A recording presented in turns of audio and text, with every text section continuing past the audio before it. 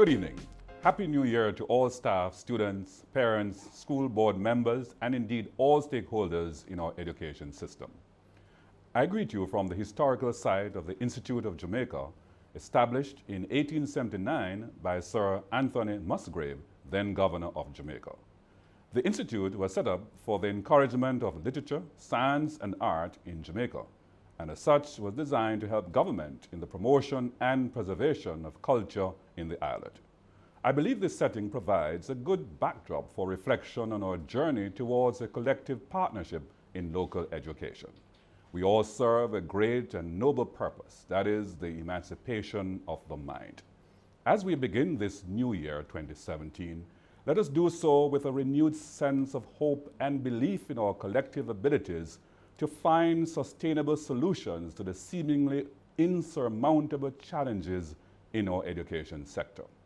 If you have no confidence in yourself, you are twice defeated in the race of life, said Marcus Garvey, our first national hero. Our call to action is clear. A national acceptance of Marcus Garvey's ideas for social, political, and economic advancement is key to achieving the Vision 2030 target, where Jamaica is the place of choice to live, do business, and raise families. I firmly believe that Jamaica's best days are ahead. This new year will give us the opportunity to consolidate and finalize policy positions to support improved performance and quality in the system. We intend to support legislative changes to allow for programs and entities to be more inclusive and efficient.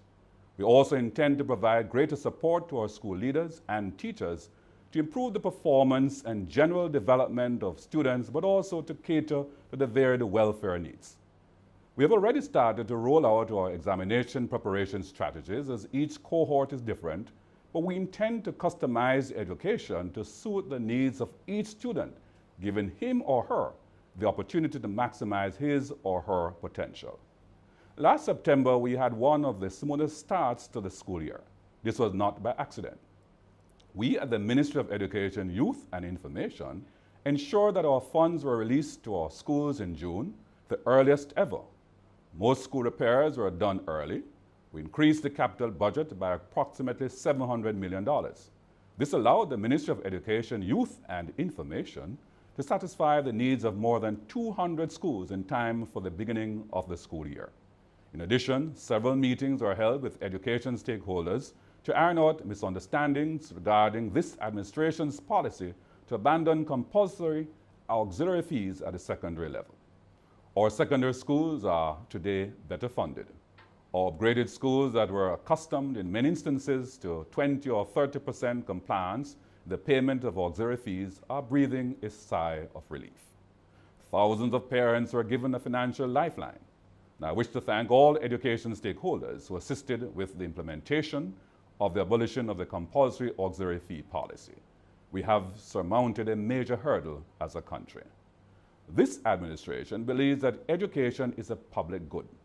That is why we increased the funding to secondary institutions from $2.6 billion to $5.3 billion for the 2016-2017 academic year. Closer partnership among education stakeholders facilitated the timely implementation of a national standards curriculum last September. The major focus of the national standards curriculum is differentiated instructions to facilitate more effective learning. Initial assessment of the national standards curriculum so far shows that teachers are appreciative of this new approach to teaching and learning. We will be giving greater support to technological inputs to support the national standards curriculum in the coming months. Safety in our schools continues to be a major priority. During 2016, just over 1,000 school representatives, including deans of discipline, were given additional training to help them carry out their functions with improved efficiency.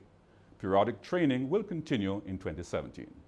More school support officers are being identified and trained and will be deployed into the school system after discussions with school leaders.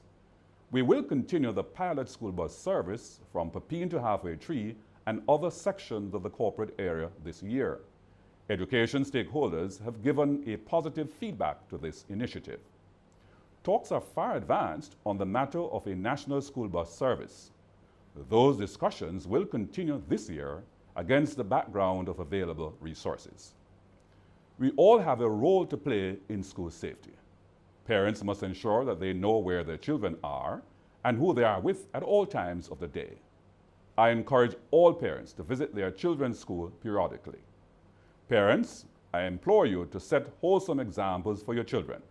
You cannot, as a parent, play moral Russian roulette and simultaneously expect your children to be models of good behavior. Parents, remember to monitor homework. Fathers, please remember that your role is not limited to providing economic support. Parents, I beg you to remember that your children should not and cannot be held hostage to personal feuding and relationship disputes.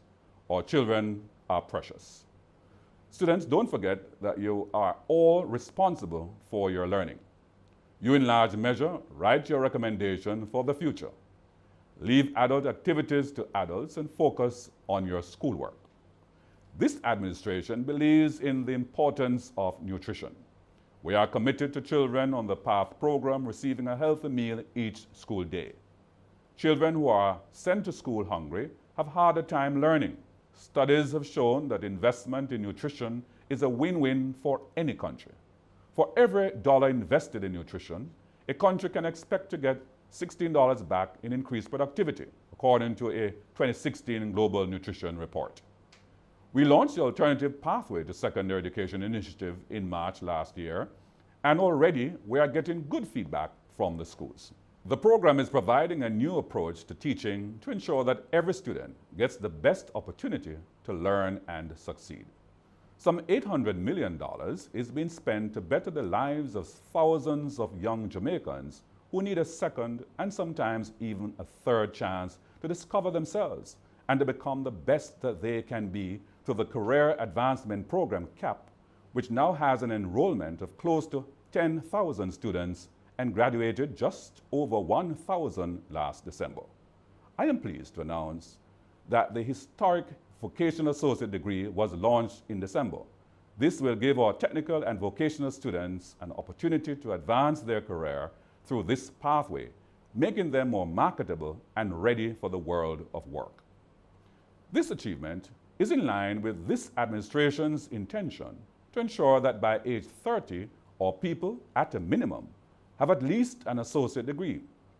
We are well advanced with the streamlining of the Career Advancement Program to facilitate greater alignment with the needs of our labor market. Discussions are now taking place with a view to merging the functions of the Hard Trust NTA, the National Youth Service, Jamaica Foundation for Lifelong Learning, and several other related programs and entities. Consistent with this administration's conviction that education should center on the emancipation of the mind, the Ministry of Education, Youth and Information is spending approximately $800 million on textbooks this school year. We continue to support our youth as they make the transition into adulthood. The historic staging of the Youth Parliament last November is now paving the way for other youth engagement sessions. We will continue to increase uniform groups and support youth clubs that can be of great positive influence on each other. We're well advanced with the streamlining of various entities to attain greater levels of efficiency and greater alignment with the needs of our labor market.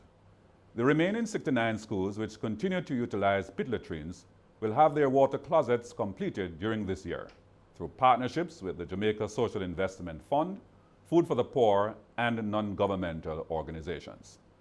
As we embrace the opportunities and challenges of a new term, we all must redouble our efforts to help Jamaica create a world-class education system which enables every Jamaican to achieve his or her full potential. Up, you mighty race. You can accomplish what you will, said Marcus Garvey. Let's rise and achieve. I wish for all Jamaicans a peaceful and prosperous New Year.